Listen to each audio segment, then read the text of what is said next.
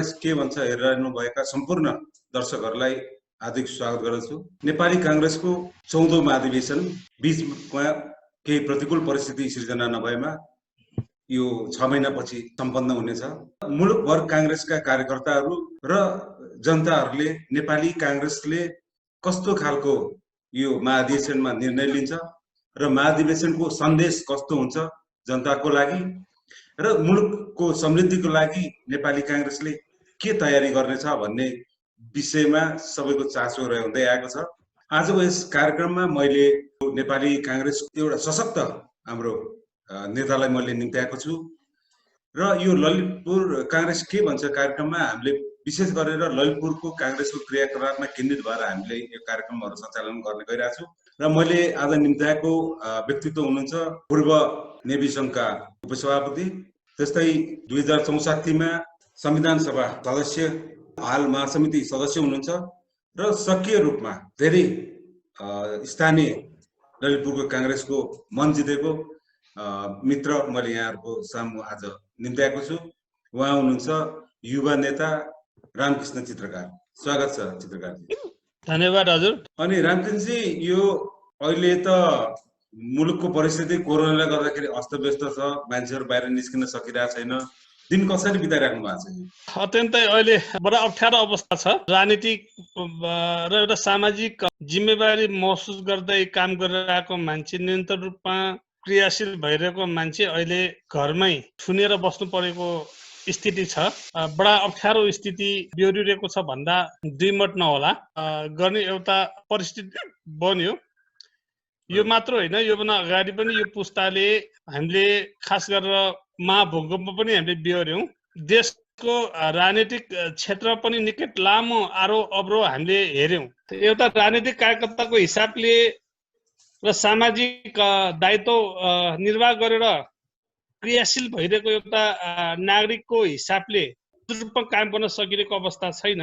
जनतासँग, पार्टीका साथीहरूसँग जसरी घनीभूत रूपमा छलफल अन्तर्क्रिया गर्नुपर्ने हो, त्यसमा अवरोधहरू आइरहेको अवस्था छ। वास्तवमै यो अहिलेको हाम्रो पुस्ता, अहिले हामी महामारीको अवस्थासँग जुधिरहेका छौं। त्यो अनुभूति हामीले प्राप्त गरिरहेका छौं। आजभन्दा 5 वर्ष अगाडि हामीले महाभूकम्प पनि यो पुस्ताले अनुभूत गर्न पायो। त्यस्तै राजनीतिक क्षेत्रमा पनि हामीले 46 सालमा जनआन्दोलन मार्फत प्रजातन्त्रलाई पुनर्स्थापना गर्न पायौं। 62-63 सालमा लोकतन्त्र र गणतन्त्रको हामीले उदय भएको पनि हामीले हेर्ने अवसर जुड्यो। एउटा लामो सिलसिला अपूर्व घटनाहरू अहिले चलिरहेको छ र हाम्रो यो पुस्ताले हेर्ने, अनुभूत गर्ने परिस्थिति निर्माण भएको छ। यसले स्वाभाविक रूपमा धेरै खालको असहज परिवेश निमन्त्रणा त गरेकै छ। यो त नयाँ अनुभव पनि भइरहेको छ। समग्रमा भन्नुपर्दा घरमा बसिरहँदाखेरि अहिले खास गरेर सरकारले यो कोभिडलाई परास्त गर्नको लागि या कोभिडबाट आम नेपाली जनतालाई स्वास्थ्य सुरक्षाको जुन रूपमा एउटा ग्यारेन्टी गर्नुपर्ने हो, त्यो ढङ्गले काम गर्नुपर्ने हो, सरकारले गर्न सकिरहेको अवस्था छैन। सरकार असफल भएको छ। जस्तो अहिले कोरोनाको संक्रमण हाम्रो मुलुकमा लगभग 40,000 कट्या छ र यो लगभग 1 लाखको हाराहारीमा हामी पुगिरहेछौँ। यसमा धेरै तपाईको गुनासो सरकारले राम्रोसँग काम गर्न सकेन भन्ने गुनासो छ र त्यति मात्र होइन कि सरकार अहिले तपाईको यो जनतालाई यो रोगबाट तपाईको कसरी छुटकारा दिने अथवा कसरी यिनीहरूलाई सेफ राख्ने, यसमा भन्दा पनि सरकार कमाउतिर धेरै लागिरहेछ भन्ने कुरा पनि आइरहेछ बजारमा। र नेपाली कांग्रेस तपाईको यो प्रतिपक्षीको हिसाबले पनि जसरी तपाईको सदनदेखि तपाईको आवाज उठाउनु पर्ने हो र एउटा दायित्व निर्वाह गर्ने हो, त्यसमा पनि चुकेको भन्ने चाहिँ कुरा आइरहेछ। यहाँले कसरी हेरिराख्नु भएको छ यसलाई? वास्तवमै सापेक्षिक रूपमा हेर्दाखेरि जुन रूपमा सरकारले काम गर्नुपर्ने हो, खास गरेर अत्यन्तै समयमै निर्णय गर्ने, रणनीति बनाउने, योजनाहरू निर्माण गरेर जनताको बीचमा लिएर जाने र त्यसमा पनि सबभन्दा स्पष्ट कुरा चाहिँ हामीले अनुभूत गरेको चाहिँ के हो भन्दा जुन जतिखेर लकडाउन गर्नुपर्ने स्थिति थिएन, सरकार हटार गरेर तको लकडाउनको निर्णयमा पुग्यो र जतिखेर लकडाउन गर्नुपर्ने परिस्थिति थियो, खास गरेर कोभिडको जुन इस्युहरू अत्यन्तै माथि बढ्यो, सरकार टिकट विमुख भएर बसिरहेको अवस्था भयो, कुनै खालको निर्णय गर्न सकेन। अन्यलमा सरकार स्वयं बसेको अवस्था हामीले अनुभूत गर्यौं। पनि सरकारले लकडाउन गरिरहेको छ। अहिलेको लकडाउन कोभिडलाई रोकथाम गर्नको लागि आवश्यक थियो र आवश्यक छ भन्ने मलाई लाग्छ र यसलाई हामीले स्वागत एक कदमको रूपमा लिन सक्छौं। तर यो बीचमा जुन गतिमा कोभिडको डायग्नोसिस गर्नुपर्ने हो, पीसीआर गर्नुपर्ने हो, त्यो पीसीआर परीक्षणको त्यो जुन संख्यामा सरकारले द्रुत गतिले काम गर्नुपर्ने हो, त्यो सामग्रीहरू पनि पर्याप्त रूपमा उपलब्ध गराउन सकेन, आपूर्ति गर्न सकेन, आयात गर्न सकेन र त्यो आयात गर्दै गर्दाखेरि पनि सरकार जिम्मेवार रूपमा जनताप्रतिको त्यो इमानदारतालाई प्रदर्शन गर्न सकिएन। त्यो हामी धेरैले त्यो अनुभूत गरेका छौं। सिङ्गो देशले त्यो अनुभूत गर्यो भन्ने मलाई लाग्छ, त्यो महसुस गर्यो भन्ने मलाई लाग्छ। सरकार जनताको स्वास्थ्यलाई रक्षा गर्न योजनाका साथ अगाडि बढ्ने भन्दा पनि हस्ताक्षर गर्नमा बढी ध्यान दियो भन्ने मलाई लाग्छ। सरकार अत्यन्तै अन्यल रूपमा काम गरिरहेको छ, जिम्मेवार भएर काम गरिरहेको अवस्था छैन। सरकारले उच्च स्तरीय कोभिड रोकथाम कमिटी निर्माण गर्यो, त्यसले पनि पर्याप्त काम गर्न सकेन।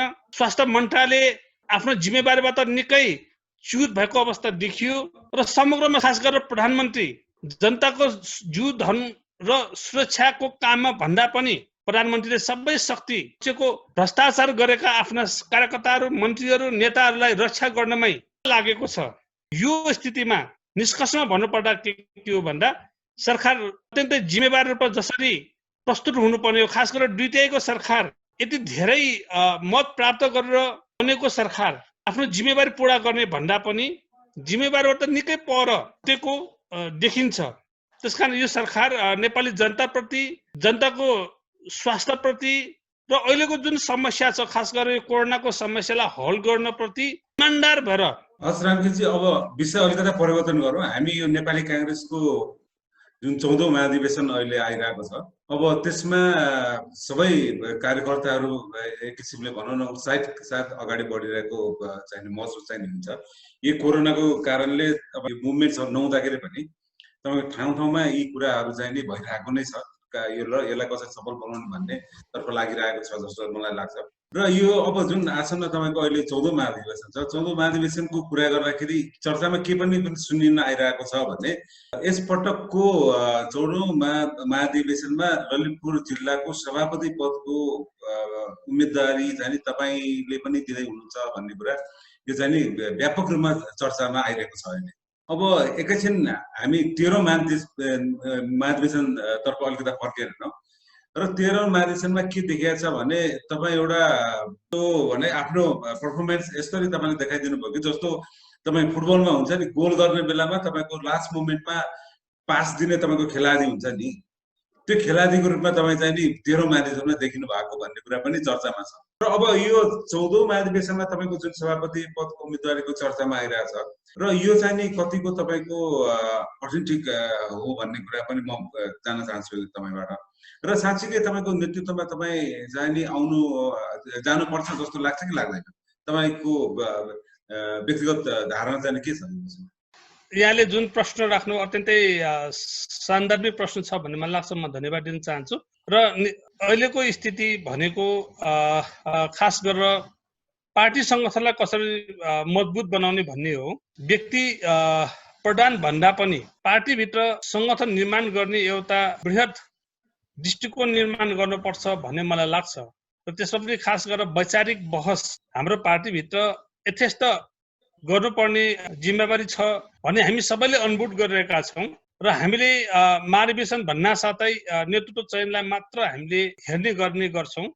खासमा नेतृत्व चयन विचारको आधारमा, नीतिको आधारमा, योजना र कार्यक्रमको आधारमा हुनुपर्छ भन्ने मलाई लाग्छ। र अगाडिका जो अधिवेशनहरू छन्, धेरै अधिवेशनहरूको आधारमा हामीले के देखिया छौँ त भन्दा खास गरेर नेतृत्व चयन हामी सबैको मुख्य विषय रहने गरेको छ।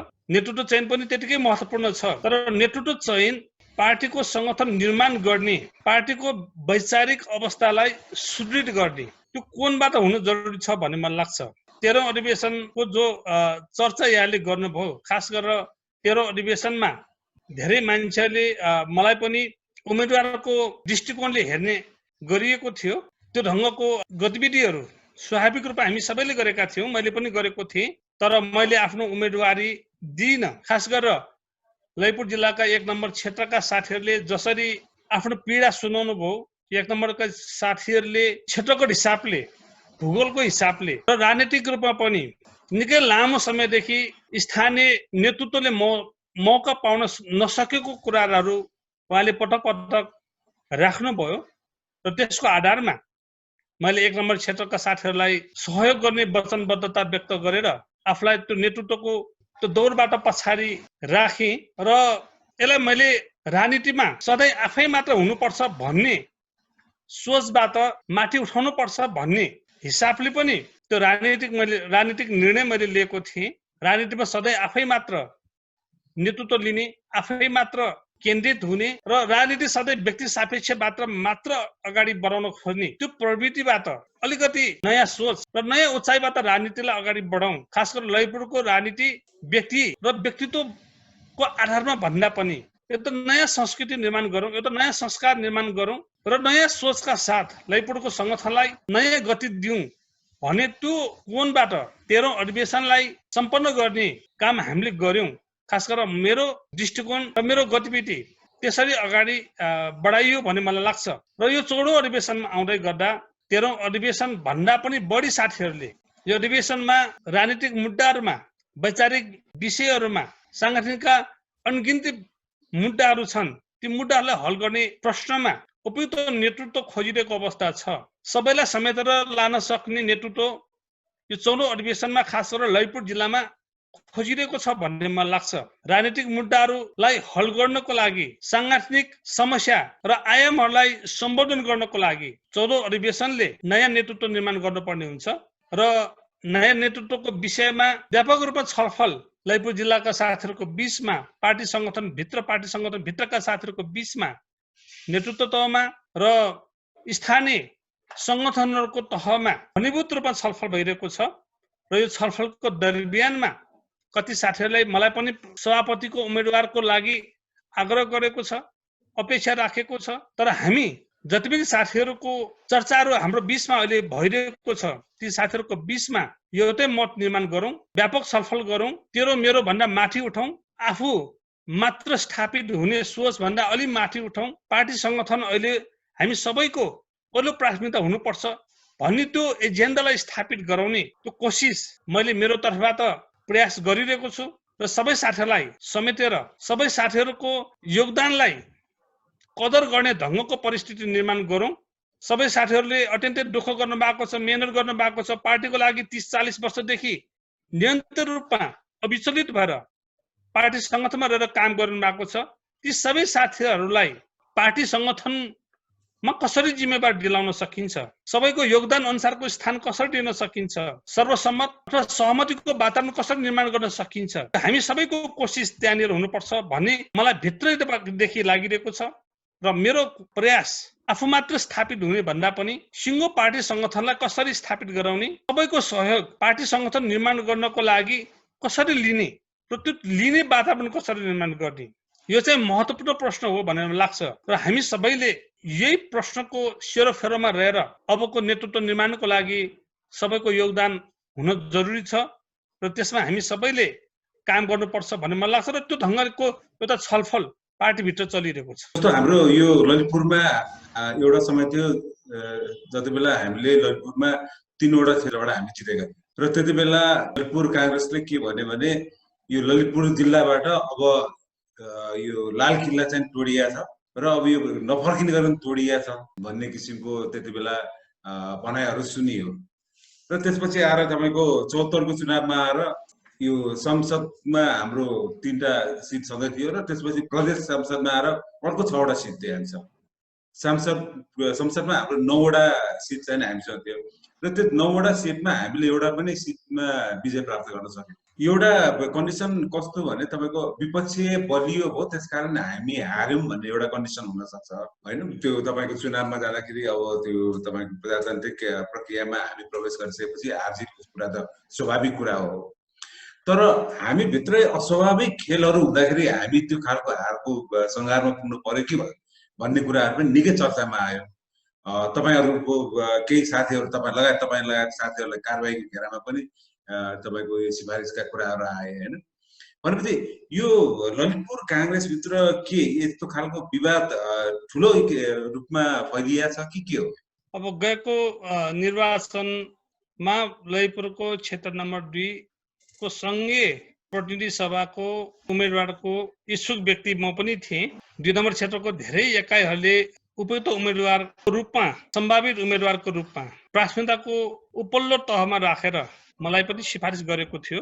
ती सबै एकाइका साथीहरू, पार्टीका साथीहरू, शुभेच्छुकहरूप्रति म आभारी छु। टिकट प्राप्त हुन सकेन। टिकट प्राप्त नहुँदै गर्दाखेरि पनि इमान्दारपूर्वक पार्टीका उम्मेदवारलाई जिताउनको लागि, नेपाली काङ्ग्रेसका उम्मेदवारलाई जिताउनको लागि दत्तचित्त भएर काम गरियो र काम गर्दै गर्दाखेरि पनि अब के कति कारणले हो मलाई थाहा भएन।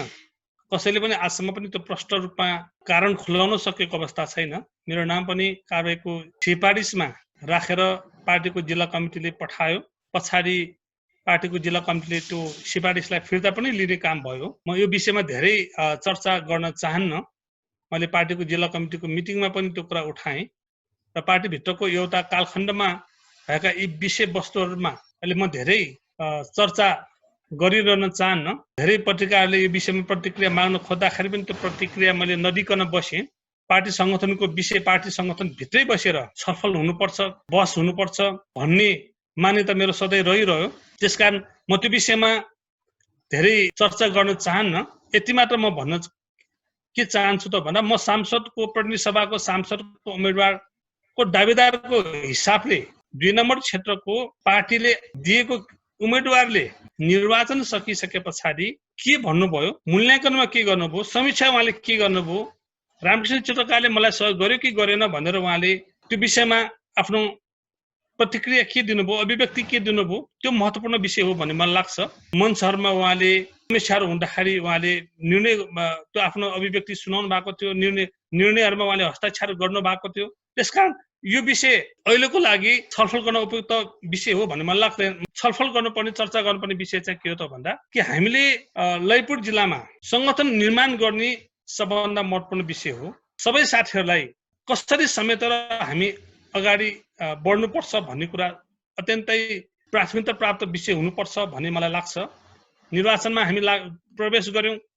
74 सालको चुनावमा हामी पार्टीले टिकट दियो र पार्टीले टिकट दिनु अगाडिसम्म हामी सबै आफ्नो ढङ्गले अगाडि बढ्यौँ। आकाङ्क्षा हुनु स्वाभाविक हो। पार्टीमा 30-35 वर्ष चुनाव सक्रिय भएर योगदान दिनुभएका साथीहरूले जनताको बीचमा आफूले गरेको कामको परीक्षण गराउन चाहनु स्वाभाविक विषय थियो र त्यो बीचमा पार्टीले छानेर उम्मेदवारहरू निश्चित गर्यो, उम्मेदवारहरू घोषणा गर्यो र उम्मेदवारहरू घोषणा गरिसके पछाडि जसरी पार्टीले एकमतले पार्टीलाई जिताउनको लागि हामी लाग्नु पर्ने हो, हामी कति लाग्न सक्यौँ या कति लाग्न सकेनौँ, पार्टीले सबैलाई कसरी समेट्न सक्यो या समेट्न सकेन, यो विषयमा तत्कालीन अवस्थामा टिकट दिँदै गर्दाखेरि या टिकट दिएर आइसके पछाडि या लिएर आइसके पछाडि, दिएर पठाइसकेपछि या लिएर आइसके पछाडि पार्टीभित्र जुन ढङ्गले छलफल र सरसल्लाह हुनुपर्ने हो त्यो भयो कि भएन त्यो आफ्नो ठाउँमा छ। तर जसरी हामी 70 सालमा विजय प्राप्त गर्यौँ, हामीले वाम गठबन्धनलाई हराउन सक्यौँ, अझ भनौँ वामपन्थीको जो गढलाई हामीले तोड्न सक्यौँ। 15 सालदेखि निरन्तर रूपमा हामीले 70 साल अगाडिसम्मको निर्वाचनमा, संसदीय निर्वाचनमा हामीले विजय सिट प्राप्त गर्न सकेका थिएनौँ। ऐतिहासिक रूपमा 70 सालमा हामीले विजय प्राप्त गर्यौँ। त्यो विजय प्राप्त गरेर जुन रूपमा पार्टीले काम गरिरहेको थियो, एउटा नयाँ उत्साह, एउटा नयाँ उमङ्ग पार्टीभित्र सिर्जना भइरहेको थियो, त्यसलाई 74 सालको निर्वाचनमा हामीले फेरि पनि पुनर्स्थापित गराउन सकेनौँ, हामीले विजय प्राप्त गर्न सकेनौँ, त्यसलाई हामीले मेटेरियलाइज गर्न सकेनौँ, त्यो शक्तिलाई हामीले बचाइराख्न सकेनौँ, त्यो हौसला र उत्प्रेरणालाई पार्टीका साथीहरूको बीचमा हामीले फेरि पनि स्थापित गरिराख्न सकेनौँ। यसो हुनुको पछाडि धेरै कारणहरू हुन सक्लान्। कति कारणहरू विपक्षी पार्टीहरूले हाम्रो बीचमा खेलेको पनि हुन सक्छ। हाम्रो साथीहरूको बीचमा हामीले यथेष्ट रूपमा विश्वस्त र साथीहरूलाई हामीले राम्रोसँग एउटा विश्वासको वातावरण निर्माण गर्नुपर्ने त्यो गर्न नसकेको पनि हुन सक्लौँ। तर यी सबै चिज हुँदै गर्दाखेरि पनि को व्यक्तिले टिकट पायो या को व्यक्तिले टिकट पाएन त्यो महत्त्वपूर्ण विषय हुन थियो। नेपाली काङ्ग्रेसको उम्मेदवार जसले रुख चिन्ह लिएर अगाडि बढिरहनु भएको थियो, त्यसलाई जिताउने हामी सबैको कर्तव्य थियो। त्यो कर्तव्य हामीले कति निर्वाह गर्न सक्यौँ या गर्न सकेनौँ, आफ्नो ठाउँमा पार्टीका आधिकारिक मञ्चहरूमा हामीले छलफल र त्यसको समीक्षाहरू हुन सक्ला। तर यी सबैको बीचमा एउटा कुरा चाहिँ के हो त भन्दा कि हाम्रोमा केही कमी कमजोरी रह्यो। खास गरेर विपक्षीहरू जसरी एउटै पार्टी निर्माण गर्ने उद्देश्यका साथ गठबन्धन गरेर आयो, खास गरेर नेकपा तत्कालीन नेकपा माओवादी र एमाले जसरी गठबन्धन निर्माण गरेर चुनावी मोर्चामा एकताबद्धका साथ अगाडि बढ्यो, त्यसले नेपाली कांग्रेसलाई कमजोर बनाएको हो कि भन्ने अनुभूत त दिलायो। तर यथार्थमा ललितपुर जिल्लामा नेपाली कांग्रेस अहिलेको अवस्थामा भन्नुपर्दा कमजोर छैन। नेपाली कांग्रेस कुनै हिसाबले पनि कमजोर अवस्थामा होइन। अहिले पनि हामी यदि राजनीतिक पत्रहरू केलाएर हेर्ने हो भने 6वटा मध्ये 3वटा स्थानीय निकायमा नेपाली कांग्रेसको मेयर र गाउँपालिकाको अध्यक्ष हुनुहुन्छ, उपमेयर र गाउँपालिकाको उपाध्यक्ष हुनुहुन्छ। यो सामान्य जित थिएन। 6वटामा 3वटा स्थानीय निकाय जित्नु र जिल्ला समन्वय समितिको अध्यक्ष लगायतको पदमा नेपाली कांग्रेसले विजय प्राप्त गर्नु, हामी कमजोर भएको भए, नेपाली कांग्रेस कमजोर भएको भए हामीले जित्ने थिएनौँ। 7-8 महिना अगाडि भएको निर्वाचनमा हामी विजय प्राप्त गर्ने र 7-8 महिना पछाडिको निर्वाचनमा संसदीय निर्वाचनमा 9को 9 सिटमा हामी पराजित हुने, यो कसरी सम्भव हुन्छ? यो स्थिति निर्माण भयो। हामीले गम्भीर रूपमा समीक्षा गर्नु पर्थ्यो। यो अबको महाधिवेशनमा पनि छलफल होला। पार्टीका साथीहरूले महाधिवेशनमा, जिल्लाको अधिवेशनमा, क्षेत्रीय अधिवेशनमा, नगर अधिवेशनमा, वडा अधिवेशनहरूमा यी विषयहरू उठाउलान् र यसको निष्कर्ष खास गरेर हामी यसरी निकाल्ने छौँ कि अबको निर्वाचनमा 78 सालमा 79 सालमा हुने निर्वाचनमा फेरि पनि हुने स्थानीय निकायको निर्वाचन, प्रदेशको निर्वाचन र संसदीय निर्वाचनमा नदोहोर्याउने स्थिति निर्माण गर्नको लागि हामी सबै एकता भएर अगाडि बढ्ने त्यो परिवेश निर्माण गर्नुपर्छ। यो ठुलो चुनौती पनि हो। यो चुनौतीलाई त सामना गर्न सक्नुपर्छ र खास गरेर अहिलेको अवस्था अत्यन्तै राजनीतिक रूपमा विपरीत ढङ्गको अवस्था छ। नेपाली कांग्रेस आफ्नो विचार, लोकतान्त्रिक समाजवाद, राष्ट्रियताको मुद्दालाई सशक्त रूपमा उठाइरहेको अवस्था एकातर्फ छ। आफ्नो स्थापना कालदेखिको यो मुद्दालाई नेपाली कांग्रेसले बोकेर अगाडि बढिरहेको अवस्था छ। अर्कोतर्फ नेपाल कम्युनिस्ट पार्टी 2/3 सरकार छ। लोकतन्त्रलाई कसरी कमजोर बनाउने, एकदलीय शासन व्यवस्था कसरी स्थापना गर्ने भन्ने ढङ्गले काम भइरहेको अवस्था हामी देखिरहेका छौँ। प्रदेशको सरकार 60वटामा 6वटा सरकार उहाँहरूको छ। ललितपुरको 6वटामा 3वटा, 2वटा गाउँपालिका र एउटा नगरपालिकामा उहाँले विजय प्राप्त गर्नुभएको छ। यो स्थितिमा अबको महाधिवेशनले जनताका मुद्दालाई सम्बोधन गर्ने मात्र होइन, राजनीतिक मुद्दालाई हल कसरी गर्ने भन्ने मात्र पनि होइन, जति पनि सामाजिक समस्याहरू छन्, आर्थिक समस्याहरू छन्, जनताले महसुस गर्नुपर्ने तात्विक रूपमा गणतान्त्रिक व्यवस्थाको उपलब्धिहरूलाई कसरी जनताले त्यसको महसुस जनताले गराउने, त्यो विषय पनि अहिले सबभन्दा महत्त्वपूर्ण छ। यी सबै कुराहरूको एउटा सामना हामीले अबको महाधिवेशनबाट, अबको अधिवेशनबाट गर्नुपर्ने छ।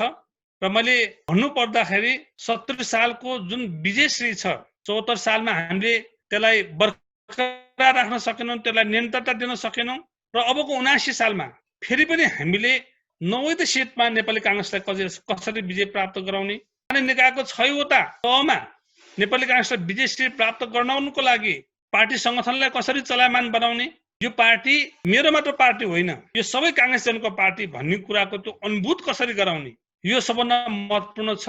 र यो अनुभूत हामीले गराउन सक्यौँ भने निसन्देह मलाई पूर्ण विश्वास छ कि हामीले अहिले देखेका सम्पूर्ण राजनीतिक समस्याहरू, संगठनमा देखेका समस्याहरू, सामाजिक आर्थिक समस्याहरू हामी हल गर्नको लागि सक्षम हुन्छौँ। अब 14औं महाधिवेशन भनेको भनौँ न, यो मैले अघि पनि भने विशेष परिस्थिति सिर्जना नभएमा फागुनसम्ममा यो 14औं महाधिवेशन हाम्रो सम्पन्न हुन्छ होला नेपाली कांग्रेसको सकिन्छ।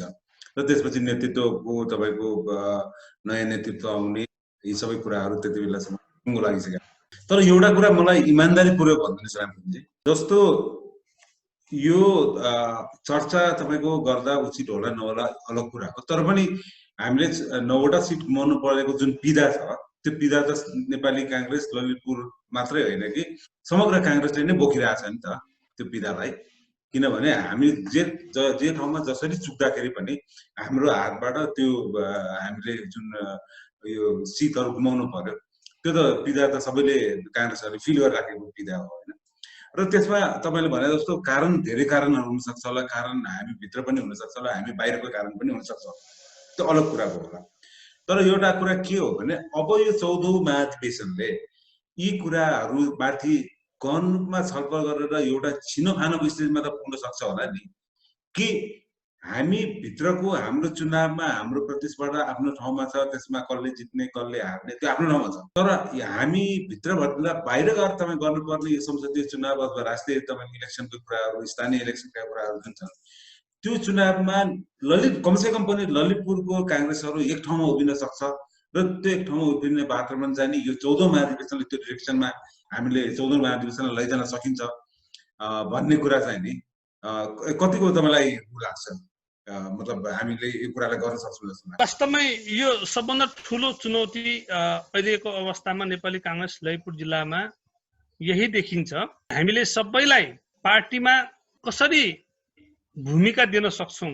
नेपाली काङ्ग्रेस एउटा अमुक व्यक्तिको मात्र होइन, सबै पार्टीका नेतृत्वमा रहेका साथीहरूको हो, पार्टी संगठनमा काम गरिरहेका सम्पूर्ण पार्टीका नेता कार्यकर्ता साथीहरूको हो भन्ने कुरा सबभन्दा मुख्य विषय हो भन्ने मलाई लाग्छ।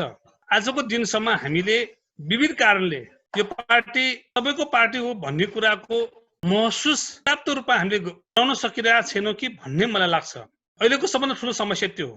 यो आजको मात्र विषय होइन, केही वर्ष अगाडिदेखि नै हामी यो समस्याबाट गुज्रिरहेका छौँ र 14औं महाधिवेशनले विधान अनुसार, विधि अनुसार, प्रक्रिया अनुसार मात्र होइन, विधानलाई त हामीले मान्नै पर्छ, विधान अनुसार त हामीले पार्टीलाई चलाउनै पर्छ, विधि र प्रक्रियालाई हामीले आत्मसात गरेर अगाडि बढ्नै पर्छ। कतिपय सन्दर्भमा राजनीतिक ढङ्गले पनि समस्यालाई सम्बोधन गरिनुपर्छ, जुन पक्षमा हामी अत्यन्तै कमजोर रूपमा प्रस्तुत भइरहेका छौँ कि भन्ने मलाई लाग्छ।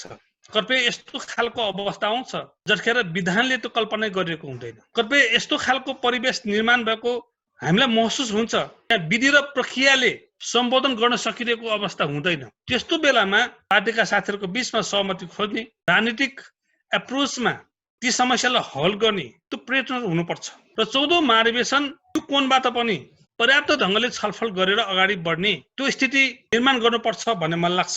हामीले विधि, विधान, प्रक्रिया सँगसँगै राजनीतिक एप्रोच, पोलिटिकल एप्रोच जसको आधारमा हामीले सहमतिको निर्माण गर्न सकियोस्। सङ्गठनले चिनेका साथीहरूलाई मात्र होइन, कतिपय प्राविधिक कारणले गर्दाखेरि सङ्गठनले नचिनेका साथीहरू, नेताहरू जसले पार्टीको लागि आफ्नो जीवनलाई उत्सर्ग गर्यो, जीवनको लामो कालखण्ड पार्टीको लागि योगदान दिनुभयो, ती नेता साथीहरू, ती कार्यकर्ता साथीहरू, पार्टीका सदस्य साथीहरूको भावनालाई पनि सम्बोधन गरेर अगाडि बढ्नुपर्ने हुन्छ। र दोस्रो कुरा भनेको निर्वाचनमा हामीले सबैलाई उम्मेदवार बनाउन सक्दैनौँ। यद्यपि अहिले निर्वाचनको प्रशस्त स्थानहरू छन्, ललितपुर जिल्लामा जति नेताहरू हुनुहुन्छ मलाई लाग्छ त्योभन्दा बढी जनताको बीचमा जाने पदहरू उपलब्ध छन्, मात्र समझदारीको आवश्यकता हो। समझदारी गरेर अगाडि बढ्न सक्छौँ, बढ्नुपर्छ। र सँगै के हो त भन्दा जो साथीहरूले निर्वाचनमा टिकट पाउने अवस्था बन्दैन, या जनताको बीचमा पार्टीको आधिकारिक उम्मेदवारको रूपमा जान सक्ने स्थिति बन्दैन, ती साथीहरूलाई पनि ओनरसिपको फिल गराउने परिपाटीको विकास अहिलेको सबभन्दा महत्त्वपूर्ण विषय हो। जुन कुरा हामीले ललितपुर जिल्लामा मात्र होइन, आम रूपमा सिङ्गो नेपाली काङ्ग्रेस भित्रै हामीले त्यो ढङ्गको अवस्था सिर्जना गर्न सकिरहेका छैनौँ। यसको पछाडिको एउटा महत्त्वपूर्ण कारक भनेको नेपाली काङ्ग्रेस भित्रको जुन लबीहरू छन्, गुटहरू छन्, उपगुटहरू निर्माण भएका छन्, त्यसले पनि धेरै ढङ्गले यो स्थितिमा जानबाट रोकिरहेको छ भन्ने मलाई लाग्छ। हामीले गुट, उपगुट र लबीको राजनीतिलाई अलिकति घटाउने हो भने, अलिकति त्यसलाई हामीले प्राथमिकता नदिने हो भने, प्राथमिकता नेपाली काङ्ग्रेसको विचार, सिद्धान्त, नीति र पार्टी सङ्गठनलाई दिने हो भने यस्ता खालका धेरै समस्यालाई हामीले समाधान गर्न सक्छौँ भन्ने मलाई लाग्छ। र 14औं महाधिवेशन यो कोणबाट पनि हामीले विशिष्ट महाधिवेशनको रूपमा स्थापित गर्न जरुरी छ। 14औं महाधिवेशनमा पार्टीको सङ्गठनलाई पहिलो एजेन्डा बनाउन जरुरी छ। गुट, उपगुटको राजनीतिलाई हामीले कम स्थान दिने, कम प्रश्रय दिने त्यो स्थिति हामीले बनाउन जरुरी छ। त्यसले पनि ललितपुर जिल्लाको पार्टी सङ्गठनलाई मजबुत बनाउनको लागि, यो पार्टी विचारको पार्टी हो, यो पार्टी नीतिको पार्टी हो, यो पार्टी इमान्दार नेता कार्यकर्ताहरूको पार्टी हो, यो पार्टीभित्र बसेर काम गरिरहँदाखेरि एक न एक दिन सबैको उचित मूल्याङ्कन हुन्छ भन्ने एउटा मान्यता तपाईँको स्थापित गराउन तपाईँको यो 14औं महाधिवेशन सक्षम हुनुपर्छ। त्यो सक्षमता हासिल भयो भने मात्र देशका जुन खालको नेपाली कांग्रेसको चुनौतीहरू देखिया छ, खास गरेर लोकतन्त्रकै मुद्दामा गणतन्त्रलाई अझ माथि पुर्याउने सवालमा राजनीतिक क्षेत्रमा देखेका भ्रष्टाचारहरू विकृतिहरूलाई हटाउनको लागि सामाजिक र आर्थिक मुद्दाहरू जनताले जुन अपेक्षा राखेका छन्, विकास र समृद्धिको विषयमा जनताले जुन अपेक्षा राखेका छन्, त्यसलाई पूरा गर्नको लागि पनि हामीले सक्षम पार्टी निर्माण गर्न जरुरी छ। नेपाली कांग्रेसलाई सक्षम पार्टीको रूपमा विकास गर्न आवश्यक छ। खास गरेर अझ भनियो भने झन्डै तपाईँको 50-55% हाराहारीमा रहेको युवाहरूको पार्टीको रूपमा नेपाली कांग्रेसलाई रूपान्तरण गर्न जरुरी छ। युवाहरूलाई नेपाली कांग्रेससँग जोड्न जरुरी छ। नेपाली कांग्रेसको भोट बैंकको रूपमा ती युवा साथीहरूलाई नेपाली कांग्रेसप्रति आकर्षित गर्न आवश्यक छ। यी सबै मुद्दाहरूलाई सम्बोधन अबको 14 अधिवेशनले गर्नुपर्छ। अबको 14 अधिवेशन हामीले सफल बनाउन सक्यौं भने, मुद्दाहरूलाई हामीले सम्बोधन गराउन सक्यौं भने लाग्छ हामी करिब 70-75% समस्यालाई हल गर्न हामी सक्षम हुन्छौँ। धन्यवाद राजी, तपाईको यो विचारको लागि, सामूहिक विचारको लागि। र हामी कार्यक्रम अब यो अन्तिम समय पनि पुगिसकेको छ, हामीसँग धेरै समय पनि छैन। र हामीलाई सुनिराख्नु भएका नेपाली कांग्रेसका कार्यकर्ता साथीहरू र अरू साधारण हाम्रो पब्लिक जनताहरूले हामीलाई अलि सुनिराख्नु भएको छ जस्तो मलाई लाग्छ। र म तपाईलाई छोटोमा उहाँहरूलाई केही सन्देश छ भने त्यो सन्देश राखिदिनुलाई म अनुरोध गर्छु। अहिलेको अवस्था वास्तवमै लोकतन्त्रप्रति नै जनतामा आस्था जगाउनु पर्ने, विश्वास जगाउनु पर्ने चुनौती छ। जनताले अहिले लोकतन्त्रप्रति नै वितृष्णा जनाइरहेको अवस्था छ। सयौं दलले सिञ्चित गरेर स्थापना गरेको गणतान्त्रिक व्यवस्थामै जनताको अनास्था वृद्धि भइरहेको छ। त्यसो हुनुको पछाडि हामी राजनीतिक कार्यकर्ताहरूको जुन गतिविधिहरू छन्, चाहे त्यो भ्रष्टाचारको सवालमा होस्, चाहे सुविधा बढाउने सवालमा होस्, जनताका समस्यालाई विलम्ब समाधान गर्नको लागि प्रयास नगर्ने विषयले होस्, जनताका जनजीविकालाई प्राथमिकतापूर्वक काम गर्न नसकेको, डेलिभरी दिन नसकेको कारणले होस्, राजनीति प्रति नै जनताको अनास्था वितृष्णा दिन प्रतिदिन बढिरहेको अवस्था छ। नेपाली कांग्रेसप्रति जनताको विश्वास भरोसा धेरै माथि उठाउनु पर्ने चुनौती छ। नेपाली कांग्रेसले लिएको नीतिहरूलाई, नेपाली कांग्रेसको सिद्धान्तलाई जनताको बीचमा यथेष्ट रूपमा हामीले लिएर जानुपर्ने अवस्था छ। र नेताहरूको हामी सबैको व्यवहार अनुकूल बनाउनु पर्ने आवश्यकता छ। साँचो अर्थमा हामी नाममा मात्र होइन, शब्दमा मात्र होइन, अक्षरमा मात्र होइन, व्यवहारमै हामी लोकतन्त्रवादी हुनुपर्ने अवस्था छ। हामीले हाम्रो पार्टीलाई बढीभन्दा बढी लोकतान्त्रिकरण गर्नु जरुरी छ। यी सबै कुराहरू आफै भित्र झाँकेर हेर्नु हामी सबैको पहिलो जिम्मेवारी हो। हामी सबैले, मैले पनि पहिला अगाडि बसेर आफैमाथि समीक्षा गर्नु पर्यो, आफै मात्र चिन्तन मनन गर्नु पर्यो, आफ्नो कमी कमजोरलाई सुधार्नु पर्यो, बढीभन्दा बढी पार्टीका साथीहरूलाई समेट्ने कोसिस गर्नु पर्यो, सिङ्गो पार्टीको लाई एक ढिक्क बनाएर अगाडि बढाउने कार्यभार हामीले पूरा गर्नु पर्यो, जनताको अपेक्षालाई सम्बोधन गर्नको लागि हामी खटिनु पर्यो, हामी क्रियाशील हुनु पर्यो। अहिलेको आवश्यकता यही हो भन्ने मलाई लाग्छ। 14औं अधिवेशन धेरै बाँकी छैन। खास गरेर कोरोनाको कारणले गर्दा 1-8 महिना तलमाथि हुन सक्ला। घोषित समय तालिका भनेको 7 महिना मात्र बाँकी हो। यसमा 1-2 महिना तलमाथि हुन सक्ला। यो बीचमा जनताको सेवा गर्नुपर्ने छ। जसरी हामीले भएको महाभूकम्पमा नेपाली कांग्रेसको सरकार थियो, पार्टीको उपस्थित सशक्त रूपमा हामीले देखाउन सक्षम भएका थियौं। ललितपुर जिल्लामा पनि हामीले यथेष्ट काम गरेका थियौं, जिल्लाभरि नै हामीले यथेष्ट काम गरेका थियौं। भूकम्प पीडित जनताको घाउमा ठहरै भए पनि हामी मलमपट्टी लगाउन हामी सफल भएका थियौं। त्यसै गरी अहिले यो जो कोरोनाको महामारी चलिरहेको छ, सक्ने सहयोग त गरिरहेका छौं। 1 नम्बर क्षेत्र, 2 नम्बर क्षेत्र या 3 नम्बर क्षेत्र भनेर हामीले निरपेक्ष हुन खोजेका छैनौं। सिंगै जिल्ला हामीले गर्न खोजिरहेका छौं, सहयोग गर्ने प्रयासहरू हामीले गरिरहेका छौं। यथेष्ट हुन सकिरहेको छैन। कोरोनाको रोगको जुन खालको प्रकृति छ, त्यसले गर्दाखेरि सुरक्षाका कुराहरू छन्, उपलब्धताका कुराहरू छन्, सामग्रीको उपलब्ध गराउने अवस्थाको कुराहरू छन्। यी सबै लिमिटेसनहरूले गर्दाखेरि हामीले जनताको सेवा यथेष्ट रूपमा गर्न सकिरहेका छैनौं। तर पनि थोरै भए पनि हामीले सेवा गरेका छौं, जनताका पुग्ने कोसिस गरिरहेका छौं। यसलाई अझ संस्थागत रूपमै पार्टी र पार्टीका भातृ तथा शुभेच्छुक संस्थाहरूले जनताको बीचमा बढीभन्दा बढी सेवा पुर्याउने, नेपाली कांग्रेस भनेको जनताको सेवा गर्ने पार्टी हो भन्ने कुरा स्थापित गराउने, सरकार असफल भइरहेको बेलामा नेपाली कांग्रेसले केन्द्रीय लेभलमा जसरी 50-55 लाख रुपियाँ आफ्नो कार्यकर्ताबाट उठेको रकम प्रधानमन्त्री कोषमा मद्दत गर्यो। आज नेकपाले 1 रुपैयाँ पनि तक हालेको अवस्था छैन, अरू पार्टीले पनि त्यसरी सहयोग गरेको अवस्था छैन। नेपाली कांग्रेस जिम्मेवारी राजनीतिक पार्टी भएको कारणले गर्दाखेरि, जनताप्रति उत्तरदायी र जवाफदेही पार्टी भएको कारणले गर्दाखेरि, जनताकै पार्टीको रूपमा स्थापित भएको राजनीतिक चरित्र बोकेको पार्टी भएको कारणले गर्दाखेरि कसरी काम सम्पन्न गर्यो। ललितपुर जिल्लामा पनि त्यो कोसिस गरेका छौँ। नगरपालिकामा पार्टीका साथीहरूले सहयोग गरिरहनु भएको छ, गाउँपालिकामा नेपाली कांग्रेसका साथीहरूले सहयोग गरिरहनु भएको छ, गाउँपालिकामा कतिपय नगरपालिकामा नेपाली कांग्रेसलाई निषेध गर्ने कामहरू पनि भएका छन्। त्यसलाई चिरेर अगाडि बढ्नुपर्ने चुनौती, त्यो जिम्मेवारी नेपाली कांग्रेसका साथीहरूको छ, नेपाली कांग्रेसको पार्टी संगठनको छ। हामी त्यो काम गर्छौँ, निरन्तर पनि त्यो काम गर्छौँ। निषेध जहाँ हामीले गरेको छ त्यहाँ पनि हामी पुगेर जनताको सेवा गर्छौँ। त्यसमा पार्टीका साथीहरू ससाना कुरामा नअल्झिकन मूल लक्ष्यमा केन्द्रित भएर अगाडि बढौँ, म त्यो आग्रह गर्न चाहन्छु। र नेपाली कांग्रेसको पार्टी संगठन पनि अलि चलमान अवस्थामा छ। क्रियाशील सदस्यको कामहरू अगाडि बढिरहेको छ। नवीकरणको लागि सिफारिस जिल्लामा पुगिसकेको अवस्था छ। जो साथीहरू क्रियाशील सदस्य नवीकरणको अन्तिम चरणमा पुगेको छ, ती सबै साथीहरू पार्टीको लागि, जनताको लागि, देशको लागि हामीले जुन विचार बोकेर अगाडि बढिरहेका छौँ, लोकतन्त्र, लोकतान्त्रिक व्यवस्था, त्यसको लागि हामी रात नबन्ने काम गरौँ। म त्यो आग्रह गर्न चाहन्छु। नेपाली कांग्रेस हुनुमा मात्र गर्व गरेर होइन, नेपाली कांग्रेसका कार्यकर्ताहरू जनताको लागि समर्पित छन् भन्ने सन्देश पुग्ने ढङ्गको काम गरेर हामी स्थापित हौँ। त्यो विनम्र आग्रह सम्पूर्ण नेता साथीहरूलाई, कार्यकर्ता साथीहरूलाई, सिङ्गो पार्टी संगठनका आबद्ध रहनुभएका साथीहरूलाई म विनम्रतापूर्वक आग्रह गर्न चाहन्छु। यति नै भन्नु छ, यो पार्टी एउटा व्यक्तिको मात्र पार्टी होइन, यो पार्टी मेरो मात्र पार्टी होइन, म भनेकै नेपाली कांग्रेस होइन, नेपाली कांग्रेसका सम्पूर्ण पार्टीहरूको साथीहरूको यो पार्टी हो। तपाईँको अपनत्व यसमा छ।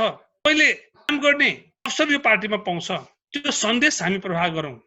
14औं अधिवेशन त्यसैको फेरिमा पुर्याउनुको लागि हामी सबैले एकताबद्ध भएर काम गरौँ। एक्लै अर्कालाई गाली गरेर होइन, एक्लै अर्काको आलोचना गरेर होइन, एउटा सामूहिक नेतृत्व निर्माण गर्ने त्यो दिशामा अगाडि बढौँ। एउटा व्यक्तिले मात्र, एउटा नेताले मात्र, एउटा अध्यक्षले मात्र, एउटा सभापतिले मात्र, एउटा सचिवले मात्र, एउटा पदाधिकारीले मात्र नेपाली कांग्रेस थाम्न सक्दैन।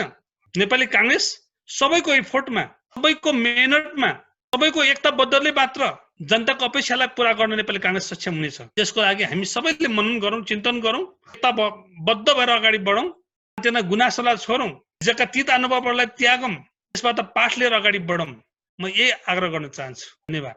हवस् त रामकृष्णजी, तपाईँले महत्त्वपूर्ण विचारहरू राखिदिनु भयो हाम्रो यस कार्यक्रममा। ललितपुर कांग्रेस के भन्छ यसको लागि आभार व्यक्त गर्न चाहन्छ र फेरि अरू श्रृङ्खलाहरूमा फेरि यहाँसँग अन्य छलफलको लागि भेटघाट हुने नै छ। आजको यस कार्यक्रममा यहाँले आफ्नो समय दिनुभएको छ, यसको लागि आभार व्यक्त गर्दै हामी आजको कार्यक्रम यहीँ टुङ्ग्याउँछौँ। हस्, जय नेपाल। हस्, मलाई विचार अभिव्यक्त गर्ने अवसर दिनुभयो। जनताको अपेक्षा सम्पन्न गर्ने कार्यक्रमको रूपमा यो कार्यक्रम रहन सकोस्।